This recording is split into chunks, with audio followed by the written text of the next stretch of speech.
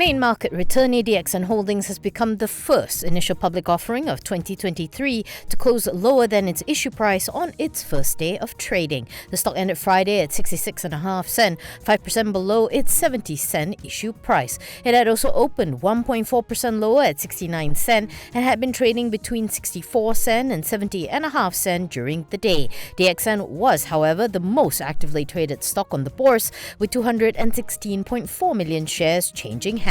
The multi-level marketing company's executive chairman and founder, Dato' Lim Xiaojin, said many of its overseas members have expressed interest in buying DXN shares, but the sentiment will only be reflected in 1 to 2 weeks. According to him, Malaysians only make up 7% of its members, while 90% are from overseas, adding that it is not a straightforward process for them to buy shares on Bursa Malaysia.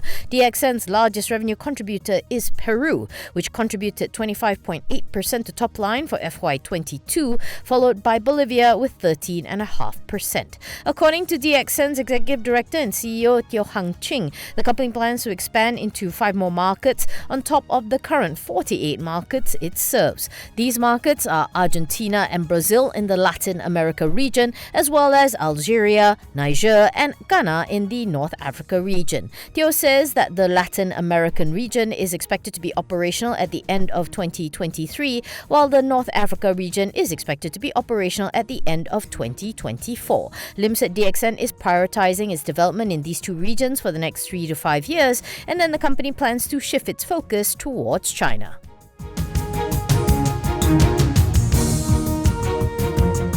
Maxis reported a net profit of 320 million for the first quarter, up 7.4% from the previous year, amid higher earnings before interest and taxes, as well as the discontinuation of Cukai Makmur. Revenue for the quarter improved 5% year-on-year to 2.53 billion from the 2.41 billion posted in the first quarter of FY 2022.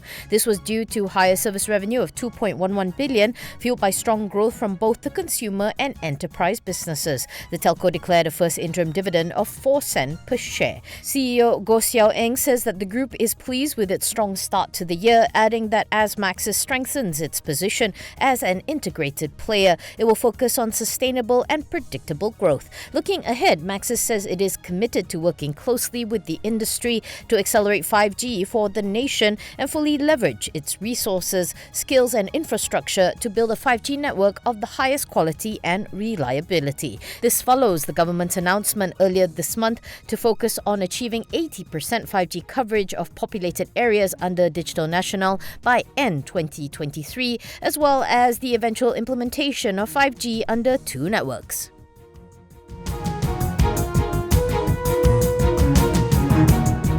The High Court on Wednesday allowed a businesswoman who is also an investor in Ace Credit Malaysia to obtain a summary judgment amounting to 2 million ringgit against company directors Datuk Chung Chi Meng and Chang Aini for breach of an investment agreement. It is understood that this is the first successful claim made by an investor against Ace Credit, which parent company Ace Holdings had in March applied to enter into judicial management, and the application is pending. Besides ordering Chung and Chang to pay the initial investment amount of 2 million, the court also ordered both to pay the 15% return on the investment based on the daily rate from July 7, 2022 until the full resolution of the matter. The duo were also ordered to pay 10,000 ringgit in legal fee costs to the 60-year-old businesswoman. She had filed the suit on October 7th last year. To clarify, a summary judgment is a faster way to recover monies that are owed to a person, and they can be filed on a claim that does not include a claim for libel, slander, malicious prosecutions, false imprisonment, or a claim based on allegations of fraud.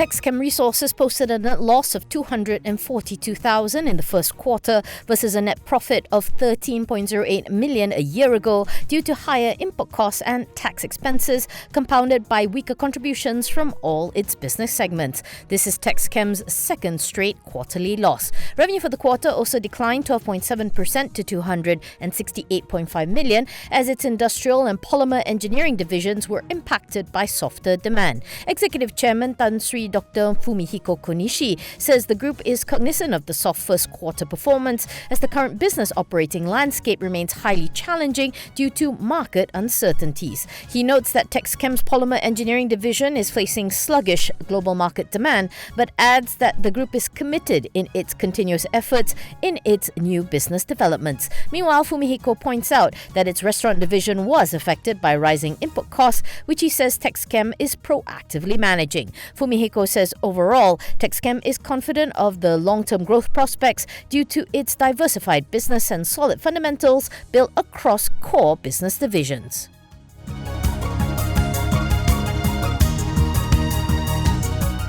Analysts do not expect Pharmaniaga's earnings to return to pre-COVID-19 levels this year after the group's earnings for the first quarter fell short of consensus expectations. Hong Leong IB's Sophie Chua Siu Lee points out that there are some pressing concerns that could negatively impact Pharmaniaga's performance going forward, including its PN17 status, the needs to secure working capital funding, as well as higher financing costs. This despite the expected renewal of the group's concession contract that will provide earnings clarity over the next 10 years. HLIB Research maintained its sell call on Pharmaniaga along with a slightly lower target price of 30 cents. Rakuten Trade Equity Research VP Tong Pak Leng says that with the rising interest rate and high material costs, it will take time for Pharmaniaga to recover. Pharmaniaga's share price fell 8% to a low of 35 cents on Friday before paring its losses and finally closing 5.3% or 2 cents lower at 36 cents. It has fallen 35% year-to-date and 50% over the past 12 months. This was despite the group returning to the black with a net profit of 2.65 million in the first quarter, which is still a far cry from the 19.6 million it posted in the first quarter of FY 2019.